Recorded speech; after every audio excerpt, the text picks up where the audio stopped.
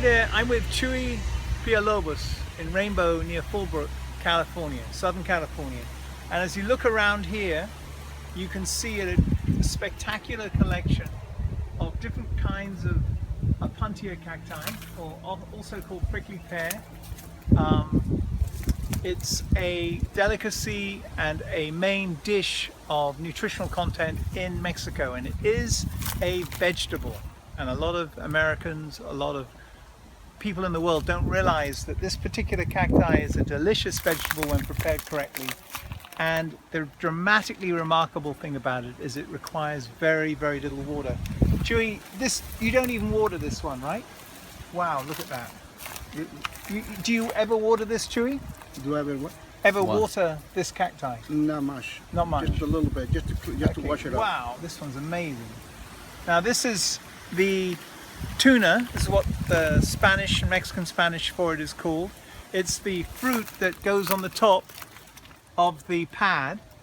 And Chuy's just told me something I completely didn't know. And he says, because he's very knowledgeable, unlike me, on this subject, that the greener the tuna, the more delicious it is. And I thought it was when you got it bright pink, red, darker color that it was more right, logically. But I've just been educated on that, so that's really interesting. I'm gonna have a bite. Man, that's good. That's really good. That's much nicer than the other ones I've been eating. Holy smoke. Great, have a bite. Stay focused on the video, Vic. Yeah. That Very is nice. really nice. That is really nice. Wow. That's why I get all of the seed all of the one I see they taste good. Yeah, That's what I'm getting. that's amazing. I'm amazed how good. Very nice. What would you compare that to? Almost like a the green melon. Peach?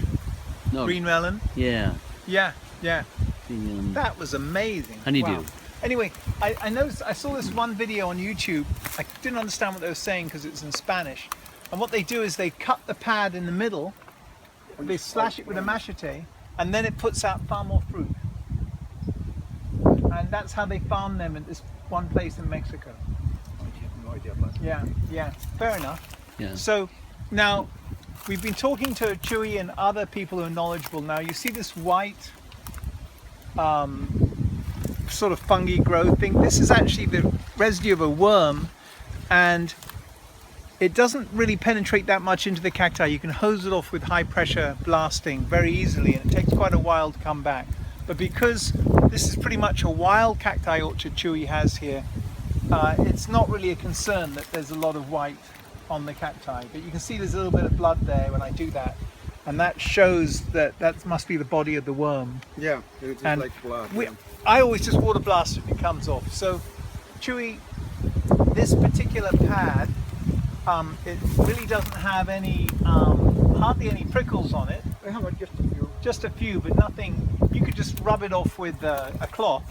Or with the knife. With a knife, yeah, if you're going to cook it, for sure. When you're going to cook it, usually peel it with a knife, all of the thorns. Yeah, I'm sure the people on YouTube see when you cook it, you often cut off the outside edge and you scrape a knife over it. It takes all the prickles off. Chuy, how would you eat this? In a soup or salad? You can make a salad. You can make many things of it. You can just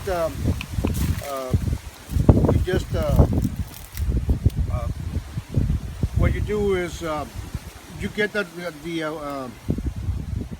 how do you say The pad. the pad? You get the pad and just get all the thorns out of it, Yeah. and then you slide it on the small little Right, pieces, half-inch like pieces, a little yeah, cubes. And then either you can just eat it like that with a salad Raw. raw, Yeah. or you can cook it up. Just Yeah. cook it, put onion, so get all out of the. What's your favorite? With onions? I put on the onion is to take Garlic, all of onion? the Yeah. all of the ¿cómo se dice? All of the Bitterness? you know how they grow the little like a little how do they call? I don't even know. In Spanish, in English, I don't know how to call So- it. so- What is it in Spanish? In Spanish, it's a la baba. Baba. Baba. Yeah, I don't know Spanish that well. Baba is like a little like when you see they got this. Yeah. When you do Oh. that, they call when they're drunk. They give a lot of the Oh, like the thorns, the prickles. like the little it's like a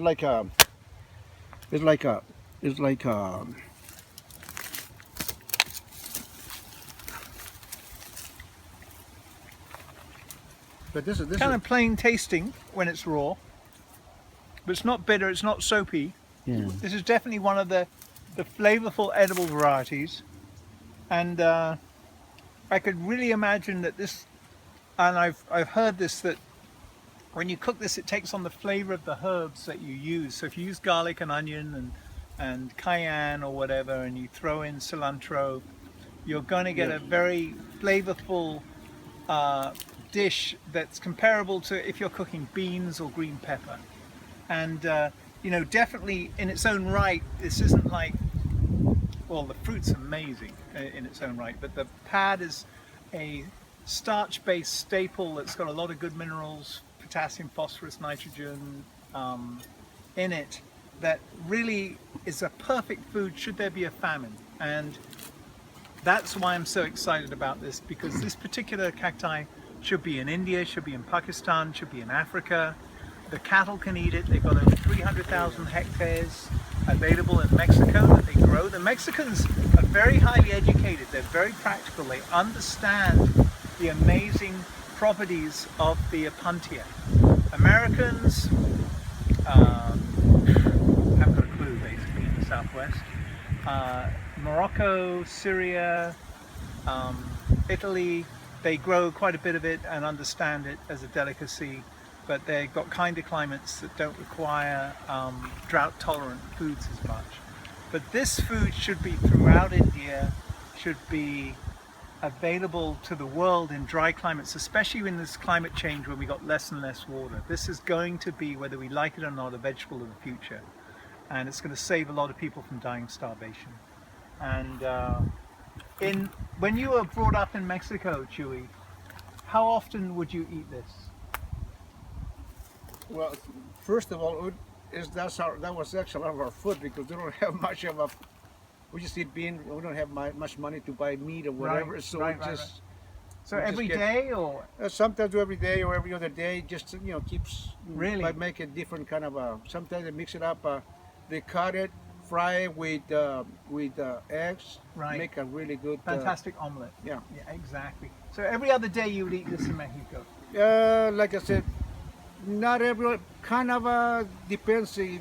Time of year. Time of the year, because see, normally they do better in certain years. That's when they have a lot. That's when they like to Right. do like by. Right. Now this cacti, they tend to eat this when the pad is fairly new, like only like 2 months old, 6 weeks old. Like When the pad is fresh. 3 weeks. And there's a fantastic, let's walk over here, because over here we've got a cacti. It's actually an ornamental cacti. You see it commonly in gardens in Southern California. And what excites me about it is the knowledgeable Mexicans that I've spoken to eat it 12 months of the year, and it's a beautiful ornamental Opuntia. This has really been in the heat of summer. All California has had no water at all in, gosh, 7-8 months. So it's very dehydrated, very sad looking. But this is a good example of what it's going to look like in the gardens. It's a bit richer green color, and this is edible 12 months of the year, and it's got no prickles on it. It's cookable, friable, as Chewy said, perfect in the omelet.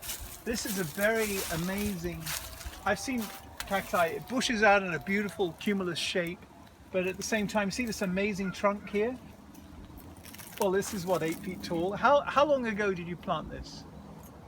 Well, this has been about 4 years, probably. 4 years ago. And no water, just the No. water of California rain in winter. Yeah. And it's, you can see it's 8 feet tall now. And it's really, with water, it's very lush. With cacti, it's kind of like this. If you've got sunshine, it grows as fast as the amount of water you give this is edible 12 months of the year, unlike the picking the new babies that come out on the other varieties of Opuntia or Nopale Cacti or prickly pear as they're called. Now, but the fruit on this one isn't that good, huh? No, just a little tiny thing. Fruit is ordinary, yeah. The fruit is nothing to write home about. No, it's nothing. You can see there's not a. But I noticed this one doesn't get the white worm on it. Less than the other one. Much less. So this a is lot far less pest prevalent. There's a few Yeah. down here, just a few white worm on very there. few, not very much. But obviously, now this is the one that I rave about because I think it's got the best taste, least preparation, and it's edible 12 months of the year. And if you want to be in survival mode, preparation mode for a solar flare, which will wipe out the grid, which will wipe out the water supply, which will wipe out so many things that the uneducated Western world hasn't thought about yet, this is a miracle vegetable. And you've got to think of it as a vegetable. You call it a cacti? Well, gosh, I'm not getting any prickles on my fingers. You know, he has to gingerly rub it. Yeah. No, I'm not. I'm not at all. See this. Okay, there's no prickles on this cacti. So it's not really a cacti.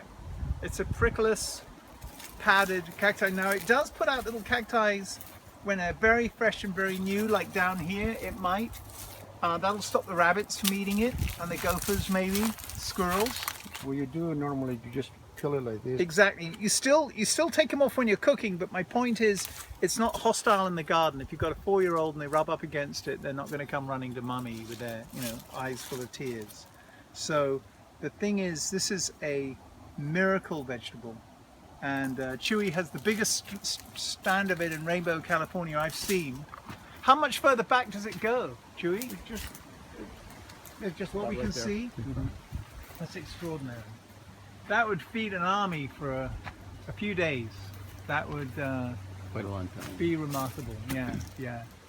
And do you think those fruit taste any good, Chewy? Yeah, they do. It's just the birds eat it. Well, that's what happens when they get really ripe. Once a bird pecks into it, that allows the ants and all the other birds to come and feast on the fruit and hopefully propagate a few by seed. But see, like this is really good. Let's see this one right here. yeah. The birds already Got a got lot it. of ants in it. Now, is this the lemon tasting one? Or you don't have the lemon tasting pad? I don't think I have that. I don't Okay. even know what it is like, to be honest with you. Look at how beautiful this arrangement is here. Look at that. That's absolutely stunning. Like a fan-like pattern. But this one was planted this year. Hmm? This was planted this year. Year before last. Just It's been like about a Just year. this year. This. Really? 1 year. So this is like, no, it's got to be at least 2 years old. What do you think? It's about a year. It's a little bit over a year because we got Really? this, yeah. That's See, incredible. that one came down from when I cut one, just one leaf, and just came up the other one. That's extraordinary. So, Vic, show it Just against fell. this one here is. That one just pulled up this. For one leaf. Did this have roots in when you planted it? No. So this is a year and a half old. A little bit of, about a year. That's I must say about 2 years. I really forgot when I did it. Yeah, but I'd say 2 years at least. This Mhm. this is absolutely extraordinary. That's 2 years old. That is amazing. And these pads are, well, you only eat the young ones mostly, huh? Yeah. Yeah. But even if you cook the older ones, you've still got some nutrition. It's just not as too much fiber. Juicy. There's too much fiber on it. That's what it is. How about for juicy? Chewy. How about for juicing?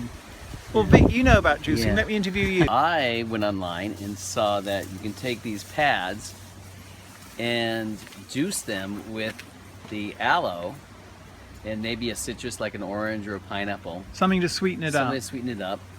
And you strain it, and it has an incredible taste to it. Even the bigger pads that may be a little more bitter, it blends well with the aloe and then the citrus. And I plan on drinking that pretty much every day because it's got so many benefits to health. I'm You really like it that much? I'll probably be getting off my cholesterol medication because I'm using this. Yeah, And absolutely. other things, blood pressure, Excellent for diabetes. diabetes, so many other things. But Well, there you go. So I'll use these pads and the small Excellent. ones for eating. Yeah. Well, I'm sure there are other ways the the American Indians use for cooking them. I know they do dishes that we don't commonly know about even on YouTube, and but nonetheless this is really God's gift to mankind. If you live in an arid, dry climate and you want a vegetable to grow that won't die even if you don't get rain for, well, it'll live if you have no rain for 2 years or more. It'll probably live, you know, longer than that. But Chewy, I really appreciate you showing us around. And is there anything else you want to mention about the plant? No, it's just it's one thing that you're gonna love. Once you taste it, you're gonna love it. Well, I certainly love the fruit, the tuna. Yeah. Thank you so much, Chewy and Vic. Chewy's taking one right off the. Okay, should I pick it? Yeah. Is this a lemony flavor, or you want first bite? First bite. I'll let my guinea pig try it. Wow. This is even sweeter than that one. No way, really? It's a good flavor. Both have a good flavor. Oh my goodness. It's beautiful. The seeds are bigger in this one. A little bit bigger seeds, Yeah. but I think it's got a sweeter. No, I think the other one was better. No. You can have it. Yeah, it's beautiful, but I'm going back to that other one. This is nice. So thank you so much, This can be Chewy. this can be putting Thank this you. in my juices. And here's Chewy's dog, Sasha. And Sasha. Bo. It's Bo. an old dog. Bo, are you an old dog? It's a Bo. It's an old dog. You an old dog? Good boy. You like this place? Good He boy. just got a stroke like about 2 weeks ago. Oh, really? He had a Barely stroke? walking. Before he wasn't able to walk, now he's going back again. Really? Well, if you had a stroke, you should have him eating this stuff. Early the next morning, after visiting Chewy in Rainbow near Fullbrook, and we got some amazing cacti that he gave to us, and I'm planting one right now. It's already got the root system in it. It's uncharacteristically, we actually had a rain last night, which is the first time in about 8 months. And but I still soak the hole heavily in water, and I'm letting it sink down, and I'm going to be positioning it between these two organ cacti, and good morning, and it's going to look really spectacular. So I'm just digging a deep enough hole. I might put a stake in for it, and I've had to dig a channel along here because the root system needs some space underground, and then I'm going to tamp it down. And it's a very dehydrated cacti. It hasn't been watered in 8 months, and it's going to do incredibly well. Now, the reason why I'm doing this again is this is an edible vegetable. Don't think of it as a cacti. I don't see any spikes on it. It doesn't mean it doesn't have spikes when it first puts out a pad, but they drop off. And if there's, say, North Korea does an EMP, they let off a nuclear device 100 miles above America, that will wipe out the electric grid for at least 2/3 of America. And this is common knowledge amongst military circles. If there's a nuclear attack, it'll completely incapacitate America. It'll take us years before we rebuild our transformers to be put in the electric grid so that we can get electricity back. Americans generally are completely clueless of the potentiality of the famine that would occur if such an event eventuated. Now, it's not just an EMP from a nuclear device. It could also be a coronal mass ejection from an X-class solar flare, which occur with stunning regularity, but NASA, as I said in a previous video, has indicated there's a 1 in 12 chance every decade of the Earth being hit by an X-class solar flare. Now, the last X-class solar flare occurred in 1859, and it wiped out the telegraph system. You could see the aurora borealis, northern lights in Cuba, Hawaii, and it was stunningly beautiful, and there's a bit of strange weather for a few years. But now, if it occurs again, the only vegetable that will grow without consistent watering in the southwest, and by the way, this will grow all the way to Canada, it'll grow in snow and frost, will be the Opuntia that has a large food source. Every one of these pads can be eaten. Now, there's a lot of them that don't taste that good. Of the 140 different varieties of Opuntia, There's about 10 that taste great, and as you saw in the video yesterday, that fruit was amazing. It was the best fruit I've ever had. I've had a few, I bought them in the stores and they've been very, very ordinary and not indicative of wanting to buy them again, but the ones off the pad are fantastic. So anyway, having said that, to be prepared for any worst case scenario, everybody I believe should have some larger Opuntias if they have a yard, in their yard. Thank you so much.